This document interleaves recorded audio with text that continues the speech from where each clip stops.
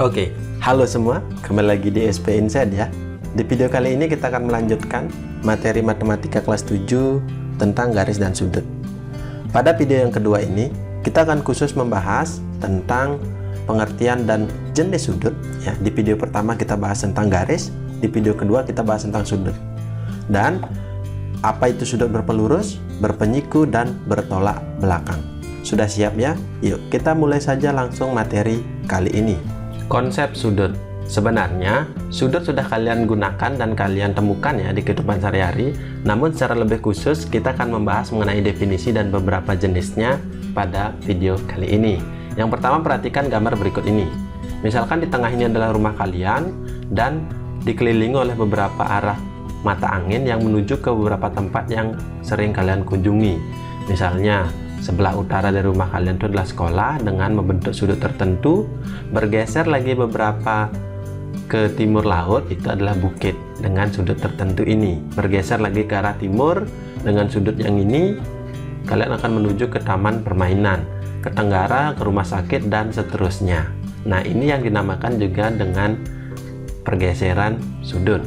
Contoh lain lagi ya, yang seperti ini sudah tidak asing ya, memancing dengan alat pancingan seperti ini. Misalnya kita tarik garis bantu horizontal, ini akan membentuk suatu sudut dari alat pancing yang kalian bawa. Contoh lain lagi, nah ini adalah teknologi yang sudah sering kalian gunakan ya, sering kalian temui juga. Ini ketika laptop dibuka, itu akan membentuk suatu sudut tertentu yang di sini.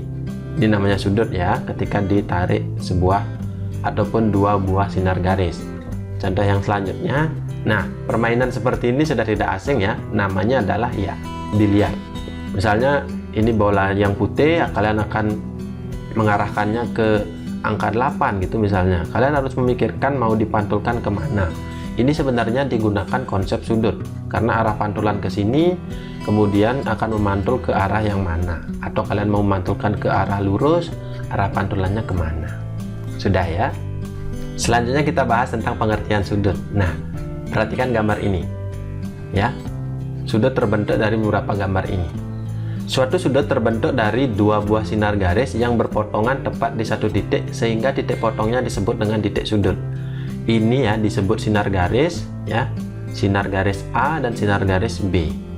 Kemudian ini adalah pertemuan titik sudutnya di P, berarti sinar garisnya adalah PA dan PB.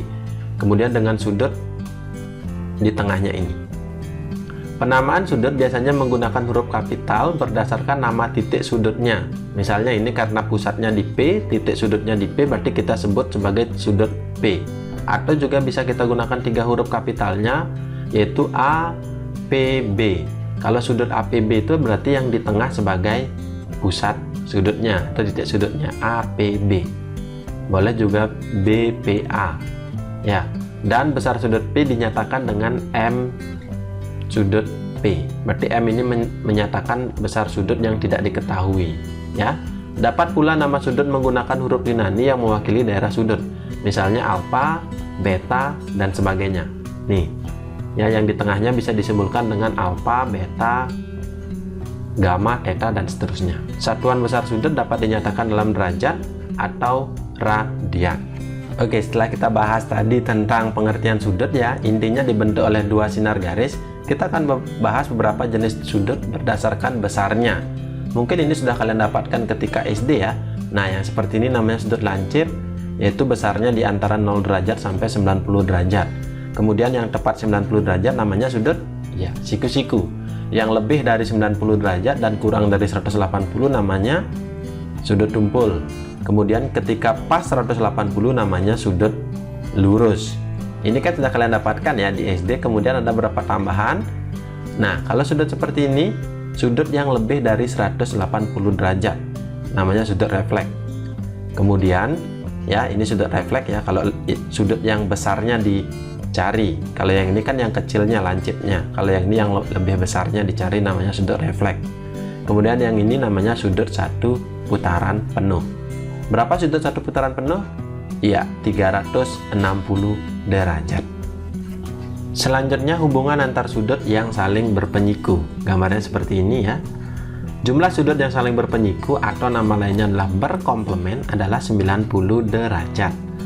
Gambar di samping menunjukkan bahwa, nah ini ya, ketika gambarnya membentuk sudut siku-siku, ada beberapa hubungan ya, namanya sudut berpenyiku ketika dibagi oleh oleh sinar garis OB. Bisa diperhatikan yang pertama, M sudut AOB, berarti kalau M sudut seperti ini artinya sudut yang belum diketahui besarnya, disimbolkan dengan M. M sudut AOB berarti AOB, berarti pusatnya di O ya, yaitu R derajat, ini R derajat sesuai ya. Dan M sudut BOC, BOC itu sama dengan S derajat yang ini. Ketika dijumlahkan M sudut AOB tambah M sudut BOC, itu besarnya pasti 90 derajat. Ini tambah ini besarnya 90 derajat. Ya, R derajat tambah S derajat.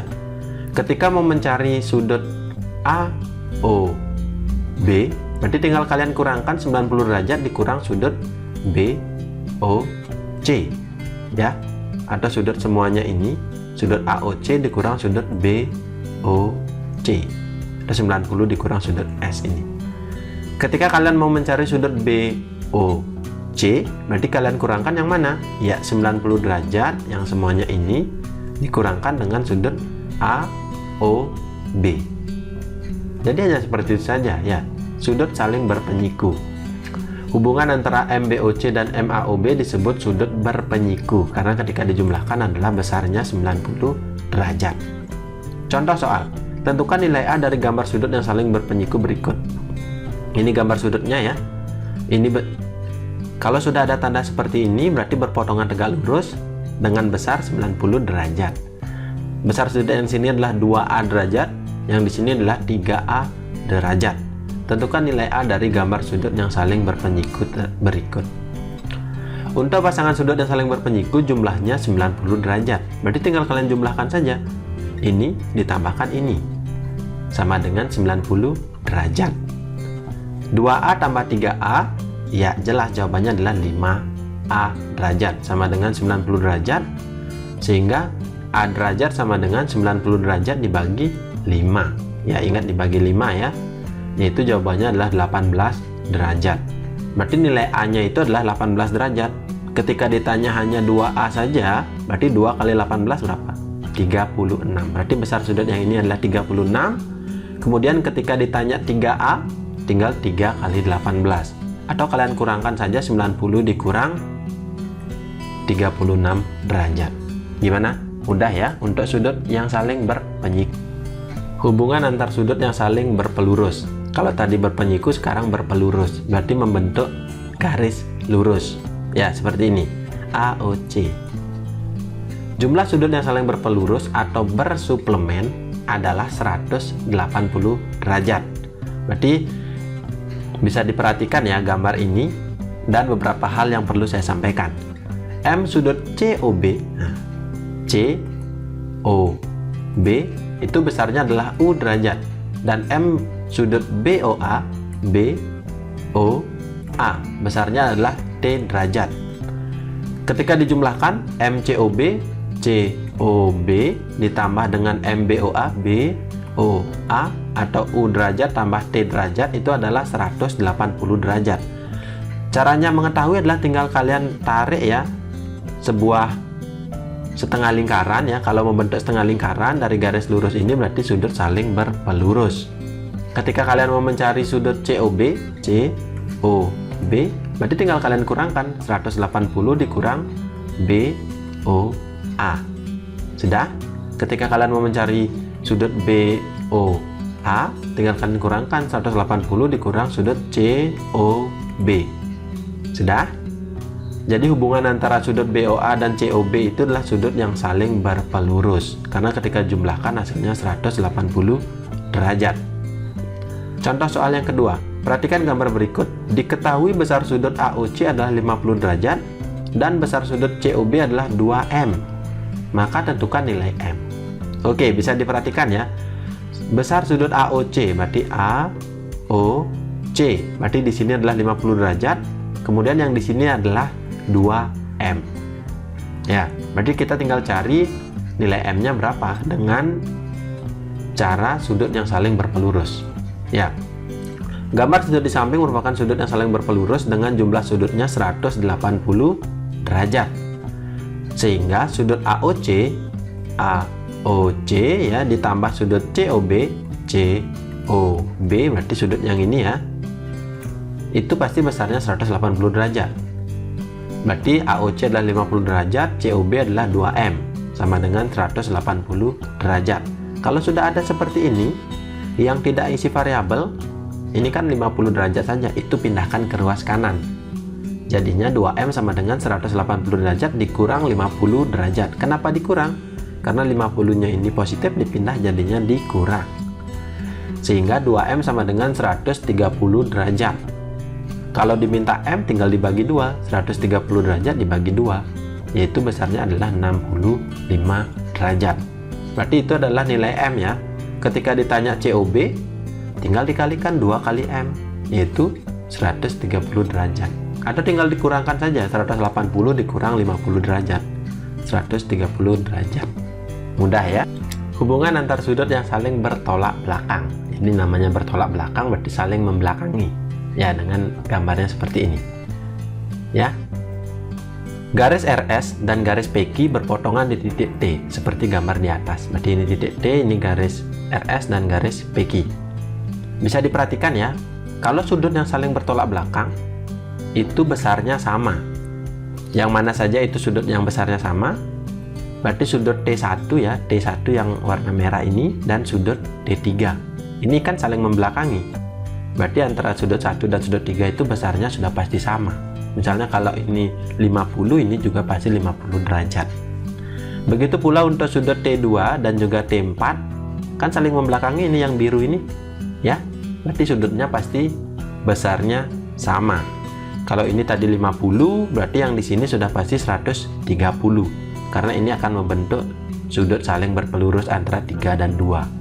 Atau juga antara 1 dan 2. Kalau ini 130, sudah pasti yang nomor 4 juga 130. Nanti kita bahas di contoh soalnya. Ya. Sehingga kalau sudut berpenyiku itu 90 derajat, berpelurus 180 derajat, bertolak belakang, besarnya sama. Udah ya? Contoh soal yang ketiga. Nah, gambarnya seperti ini ya. Jangan takut ketika gambarnya ini, ribet ini. Mudah ya menyelesaikan, tinggal gunakan konsep sudut bertolak belakang. Tentukan nilai X tambah Y tambah Z. Masalah di atas diselesaikan dengan konsep sudut bertolak belakang, sehingga besar sudutnya sudah pasti sama. Sudut yang saling bertolak belakang ya. Yang pertama 2X pasti akan sama dengan 120 derajat. Tidak mungkin 2X akan sama dengan 42. Karena yang saling membelakangi kan yang ini. Sudah? 2X sama dengan 120 derajat, maka X sama dengan 120 dibagi 2, yaitu 60 derajat. Begitu pula untuk Y. 3Y sudah pasti sama dengan 42 derajat. Maka Y sama dengan 42 derajat dibagi 3, sama dengan 14 derajat. Yang terakhir, nah ini 5Z tambah 3 derajat sama dengan 68, karena saling membelakangi. Ya, atau 68 sama dengan 5Z tambah 3 boleh juga. Kita balik supaya lebih mudah, variabel ada di sebelah kiri. Sehingga 5Z sama dengan, ya 3 derajatnya pindah jadinya 68 dikurang 3 derajat. Berarti 5Z sama dengan 65 derajat. Sehingga 5Z sama dengan 65 derajat. Kalau diminta Z sama dengan, ya 65 dibagi 5, sama dengan 13 derajat. Berarti nilai X ini Y dan Z. Karena diminta X tambah Y tambah Z, tinggal dijumlahkan 60 derajat tambah 14 derajat tambah 13 derajat sama dengan 87 derajat. Seperti itu ya untuk sudut yang saling bertolak belakang. Contoh soal yang keempat. Hitunglah nilai A dari gambar di samping ini. Ya, ada model sudut seperti ini 46 derajat, kemudian ini adalah A tambah 29 derajat, dan ini adalah 5A tambah 15 derajat. Yang diminta nilai A-nya berapa? Gambar sudut di atas merupakan sudut yang saling berpelurus dengan jumlah sudutnya 180 derajat. Sehingga, kenapa ini disebut sudut berpelurus? Coba tarik dari ujung ini ya. Apakah membentuk setengah lingkaran? Enggak? Ya, karena ini membentuk setengah lingkaran dan ini berasal dari satu garis lurus, sehingga ini sudut berpelurus.